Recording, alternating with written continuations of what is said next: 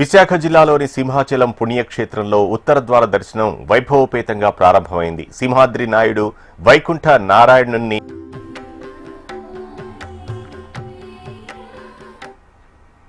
విశాఖ జిల్లాలోని సింహాచలం పుణ్యక్షేత్రంలో ఉత్తర ద్వార దర్శనం వైభవోపేతంగా ప్రారంభమైంది.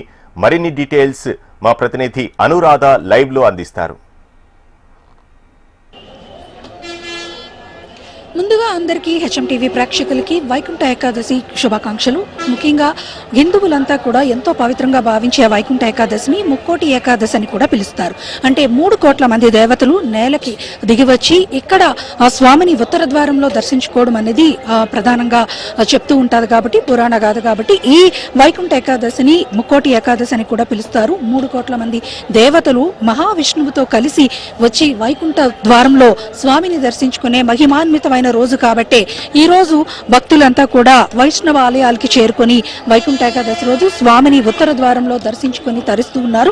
ముఖ్యంగా ఉత్తరాంధ్ర భక్తుల ఎలవేల్పు దైవం శ్రీ వరహాలక్ష్మి నరసింహస్వామి ఆలయంలో ఉదయం నుంచి కూడా భక్తులు సింహగిరికి చేరుకొని స్వామిని ఉత్తర ద్వారంలో దర్శించుకొని ప్రత్యేకంగా విశేషంగా ఇక్కడ స్వామి సన్నిధిలో స్వామిని దర్శించుకుంటూ పూజా కార్యక్రమాలన్నీ కూడా చేసుకుంటూ ఉన్నారు. ముఖ్యంగా వైకుంఠ ఏకాదశి రోజు వైకుంఠ వాకిళ్లు తెరుస్తారు అని చెప్పేసి అని అంటారు. మహావిష్ణువు యోగ నిద్రలో ఉండి 4 నెలల తరువాత మరి వైకుంఠానికి వచ్చి భక్తులకి అలాగే దేవతలకి కూడా దర్శనమిచ్చిన అత్యంత పవిత్రమైన రోజు కాబట్టి, అలాగే సూర్యుడు తన కాల గమనాన్ని మార్చుకుంటూ ఉత్తరాయణంలోకి చేరే ముందు వచ్చే ఏకాదశిని వైకుంఠ ఏకాదశి అని కూడా పిలుస్తారు.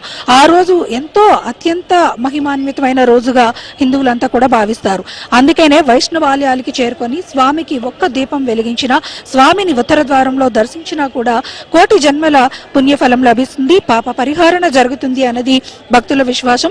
అందుకనే భక్తులంతా కూడా వైష్ణవ ఆలయాలకి చేరుకొని ఇక్కడ స్వామిని దర్శించుకొని విశేషంగా పూజా కార్యక్రమాలన్నీ కూడా చేస్తున్నారు. ముఖ్యంగా సింహగిరికి భక్తులంతా కూడా ఉత్తరాది జిల్లాల నుంచి చేరుకొని ఇక్కడికి వచ్చి ఉత్తరాంధ్ర జిల్లాల ప్రజలందరూ కూడా ఇక్కడికి వచ్చి స్వామిని దర్శించుకుంటూ ఉన్నారు. సింహగిరి క్షేత్రం అంతా కూడా భక్తులు చేస్తున్న హరినామ స్మరణతో మారుమ్రోగుతుంది.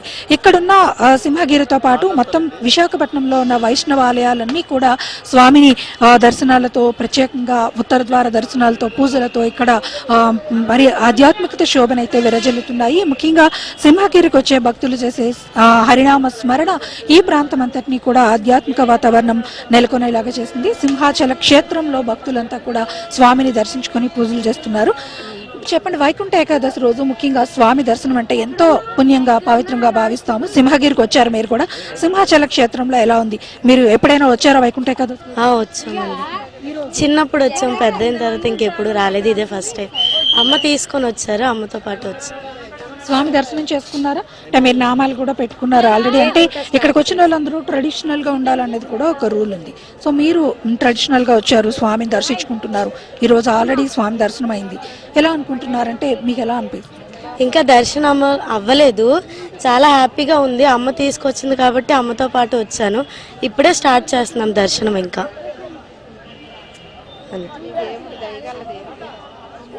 దేవుడు చాలా పవర్ఫుల్.